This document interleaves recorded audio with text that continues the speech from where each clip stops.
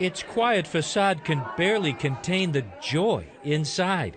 This is Calgary's Margaret Chisholm Resettlement House, and it's dinner time. 4 baby? 3 baby. Huge families, huge smiles, cries, laughter, and everywhere, children. They are all Syrians, refugees plucked from uncertain futures in Jordan and Lebanon, selected under the Canadian Refugee Resettlement Program to be accepted as newly landed immigrants. Anoush Newman helps run this center. In 3 years, she says, everyone you see will be able to become a Canadian. They really have nowhere else to go. No, they can't, because the surrounding countries, such as where they were, they don't give them citizenship. So they'll remain as refugees for the rest of their lives. Zayad Hendawi arrived just 10 days ago. He and his wife and 4 children fled Aleppo, Syria. They left because there was a constant bombardment and they were worried. Many times they came very close to death, so that's when they decided that let's leave before it gets worse, and he took his family and went to Lebanon to settle there as refugee. Do you miss Syria? تشتاق سوريا? Of course, from my heart. We're very, very happy and very, very relaxed. For the first time in years, he feels his family is safe. But there's a long way to go. They speak almost no English. They are new to just about every Canadian custom.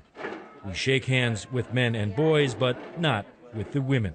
And we do a lot of parenting skills with them. Farabourz Berjandi, the director here, says that too will change, and soon. In 3 months, if you talk to these children that they just arrived, and you won't even recognize them as a refugee.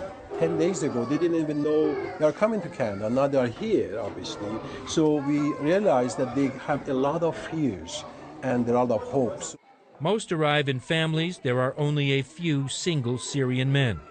And just as in the U.S., the program has raised concerns about safety and terrorism.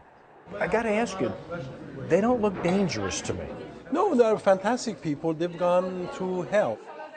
While in the United States, there's still deliberation over just how many or even if Syrian refugees should be brought into the country.